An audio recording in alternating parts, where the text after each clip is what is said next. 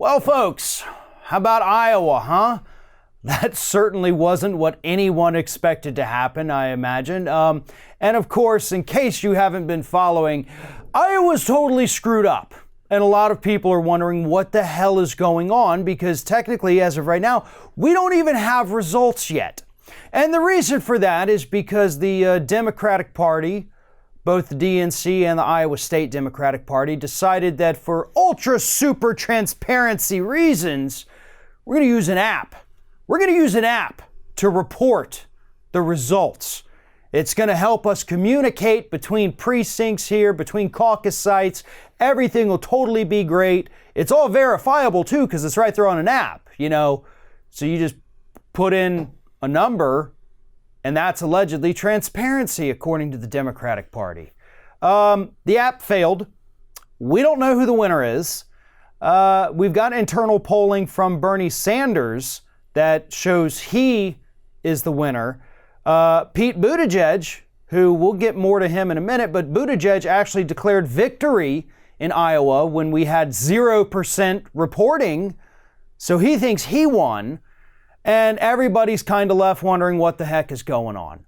Joe Biden has already come out and said that we should all look at these results as suspect when they finally do come out. And get more to that in a minute too. But let's hit back on Buttigieg real quick, right? This group that put the app together, Shadow. Totally. I mean, you may as well call it fraud guarantee, right? Shadow. We built your app. Pete Buttigieg's campaign also paid Shadow. So, that seems a little suspicious. I'm not saying they actually did anything wrong.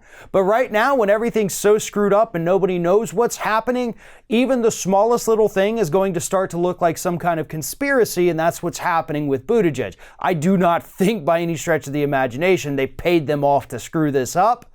But it doesn't look good that you've paid the group that created the app, that screwed up Iowa, and then before we had any results, you somehow come out and declare that you're the winner? Not how this works. So again, we don't know who the winner is, but folks, by God, we know who the losers are, right? Aside from the entire Democratic Party, which looked like complete fools because of this whole debacle, Joe Biden was the big loser of the day. And that is one of the reasons Joe Biden's out there saying well, now we can't trust the results no matter what they are. Nope, not going to happen.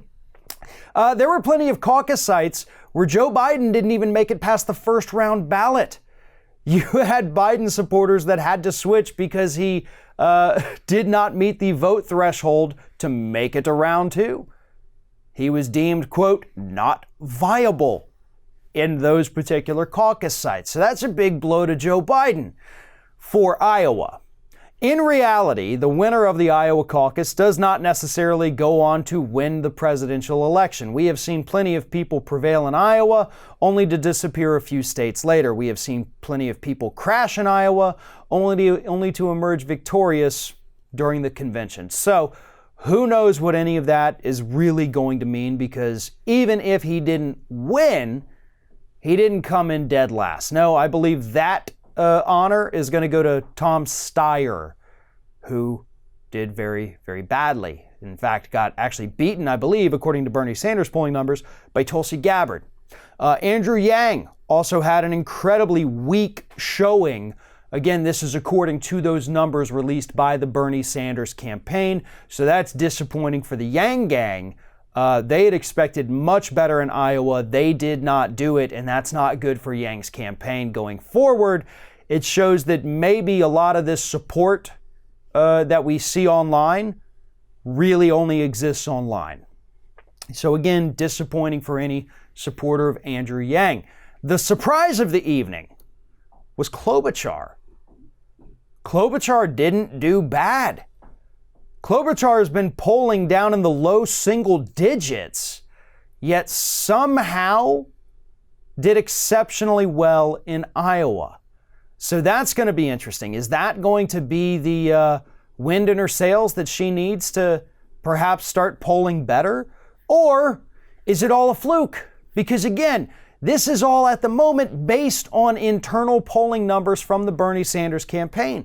Now, I have no reason to doubt the campaign, but even they've admitted this is only from 40% of the state. So even if their numbers are accurate, they could be totally overturned by the remaining 60%. We don't know what's going on. We don't know what the results are because the Democratic Party is so incompetent and screwed up that they couldn't even get the first caucus right, even though they've had 4 frickin' years to figure it out. Thanks for watching, everyone, and well, here comes the awkward part at the end of the video where I ask you to like, comment, and share, and subscribe for more content from Ring of Fire. Also, you should consider becoming a member for some exclusive content and perks, including early access videos and exclusive videos. Check out the link in the description.